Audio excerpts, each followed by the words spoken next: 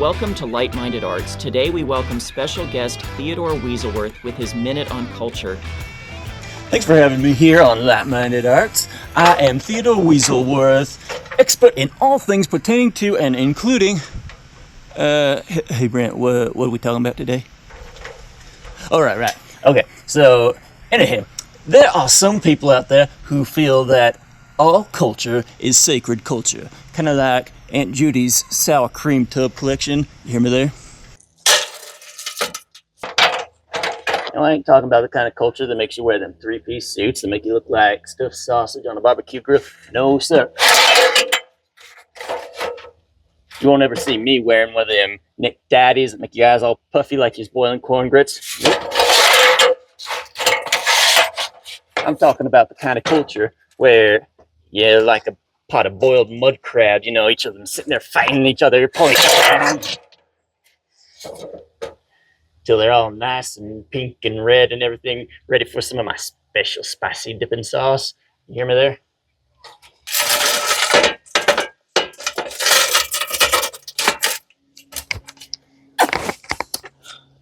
All right, Brent, let me paint a picture for you. So, Monday comes around, you go to your job, not your dream job, but you clock in anyways. You give your employer the time that he paid for, right? So, then you're looking forward to Friday like it was Christmas time.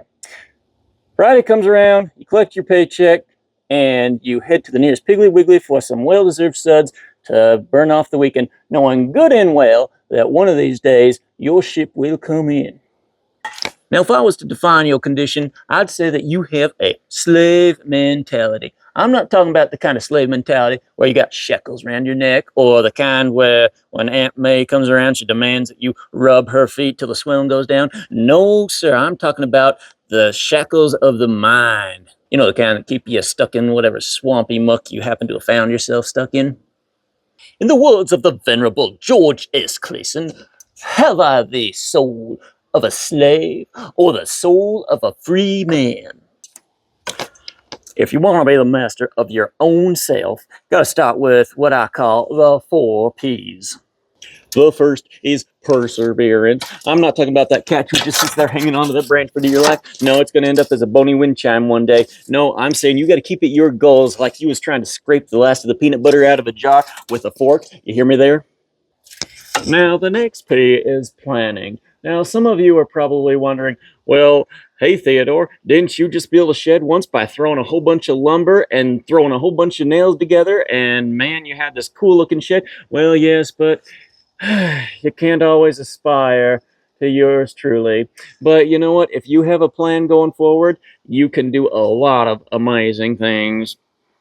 The next P in our list is the people in your lives. Yes, sir, if all the people in your lives poo-poo your ideas like it was something the dog did on the carpet while you wasn't looking, you hear me there? Well, then maybe you should take some advice from old Arcad, that richest feller from Babylon. Now, do you think he got to be as rich as he was by spending all his time with folks who spent all their coin on goat-scented bath salts? I don't think so. Well, the next thing is purpose. You've got to know why you're doing what you're doing. Is it for family? Is it for freedom? Is it to be able to afford that new inflatable duck chair you've had your eye on? Without a strong sense of purpose, you're going to lose your focus and not accomplish your goals.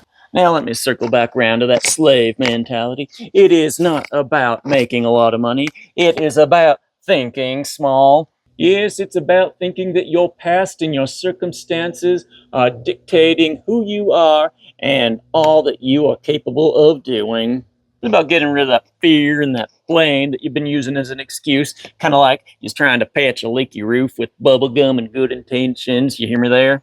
Now, one of the phrases I hate most is be realistic. Realism is great for plumbing and parallel parking. However, it traps you in a culture of limitations. It builds walls instead of bridges. Yes, sir. It hates Mondays, Tuesdays, sunshine, and your neighbor who bought the brand new duck boat. Yes, sir. You've got to cut that chicken wire, dodge that family fox that's waiting outside the camp. Whoa! Thank you, Theodore. Like and subscribe. Let me know if you'd like to hear more from him and some of my other alter egos in the future. Then stay tuned for more helpful insights as I share the wisdom I've learned over the last 10 years of preparing to transition into independent filmmaking.